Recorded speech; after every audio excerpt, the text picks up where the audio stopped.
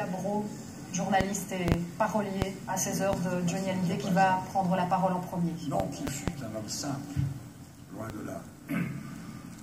Mais il aimait choisir les mots, les chanter et les dire pour qu'ils atteignent tous les publics. Cet homme, seul capable aujourd'hui de créer un tel moment de communion populaire, Johnny Hallyday. Qui était-il? Cherchons les mots.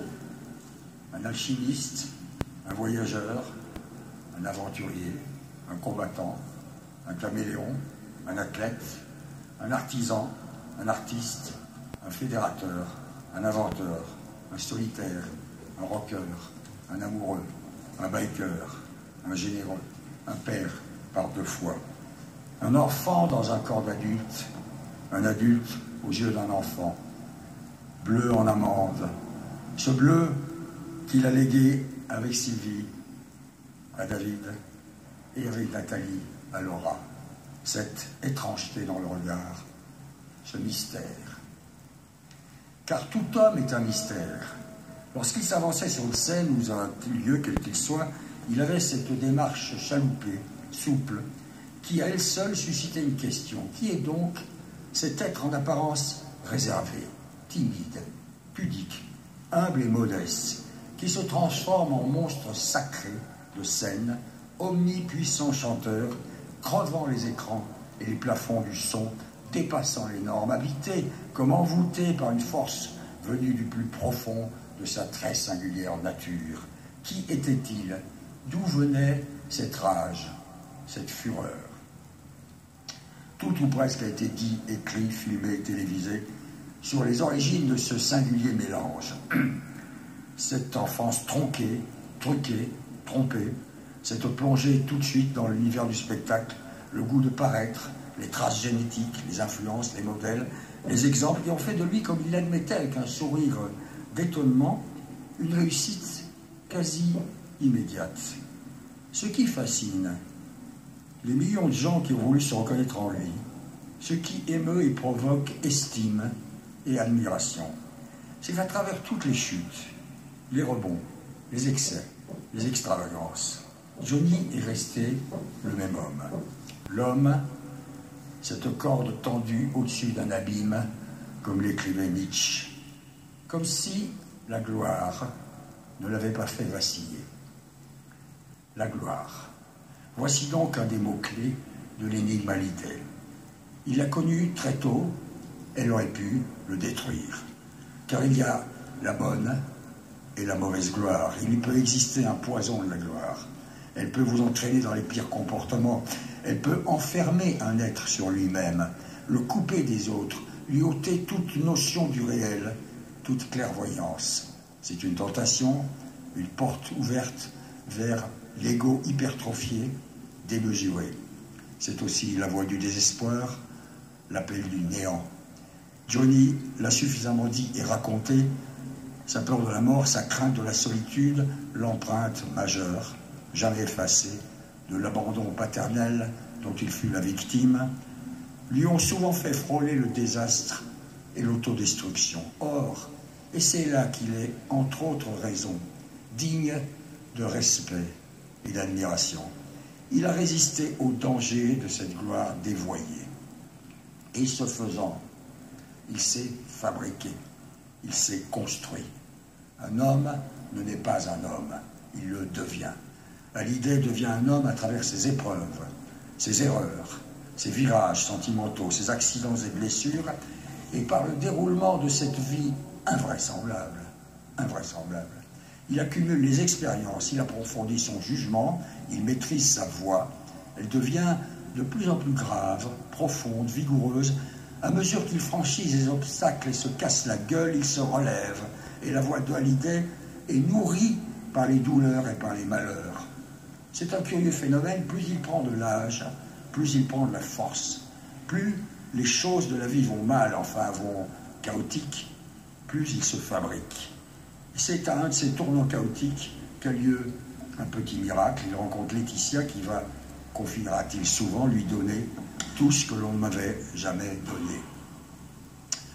Le mot miracle est un cliché, je vous demande pardon, il n'y a pas de miracle dans la vie de Johnny Hallyday. Il y a des circonstances.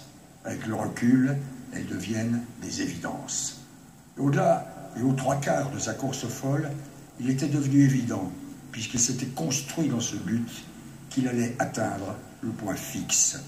Cette merveilleuse convergence d'amour, protection, disponibilité, conseil, assistance, patience, tolérance, incarnée par une jeune femme, Laetitia, qui me dira « Il a appris à s'aimer, il ne croyait plus en grand-chose, il s'est accepté et il y a gagné la paix et l'équilibre. » Il faut dès lors parler de grâce.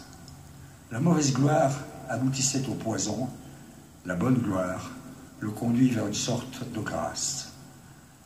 Grâce dans son rapport aux autres, à leur écoute, interrogeant chacun sur sa vie, pourvu d'une dose inépuisable de gentillesse, de bienveillance, soulignée par un sourire d'indulgence et de compréhension, une faculté de pardon illimitée, un culte de l'amitié. Grâce dans son travail, dans le processus de création, en studio ou ailleurs, il fait preuve d'une sûreté de choix, une intuition de ce qui va ou ne va pas, et il accorde à une nouvelle génération de musiciens, chanteurs, compositeurs, toute son attention, car il sait qu'il apprendra d'eux autant qu'eux de lui. C'est la jeunesse. Il la scrute, il la suit, il l'observe, il ne s'en détachera jamais. Grâce dans son insatiable curiosité des autres, du temps qui passe, de ceux qui savent ce qu'ils ne savent pas. Sa curiosité, synonyme d'intelligence. Grâce dans son respect et sa proximité permanente avec le public. Les gens, il les aime. Il est en partage constant avec eux. Il sait ce que veut le public et il leur donne, même quand il décide de changer de costume ou de thématique. Il donne et eux lui rendent. Grâce enfin dans l'épanouissement de l'amour pour elle, Laetitia, pour ses enfants, les plus âgés comme les plus jeunes, Jade et Joy, à l'égard desquels il déploie l'art d'être un père, baignant enfin dans ce que Mauriac appelait le lait de la tendresse humaine.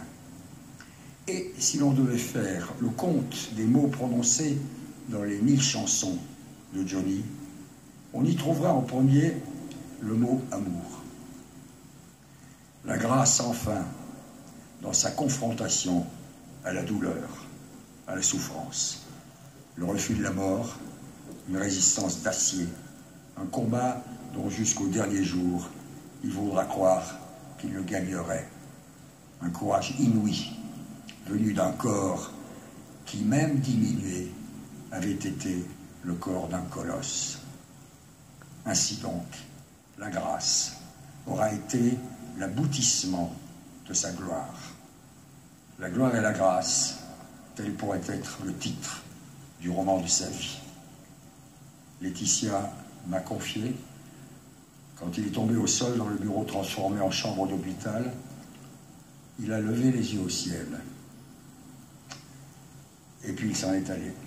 Voilà, il n'est plus là. Il est parti, et une immense partie de toutes nos histoires, à nous tous et toutes, ici et ailleurs, est partie avec lui.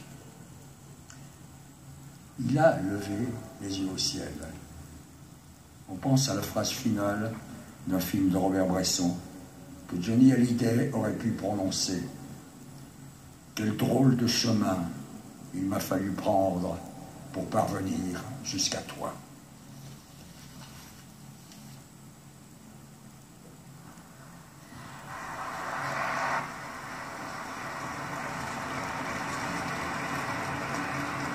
Voilà, donc c'était Philippe.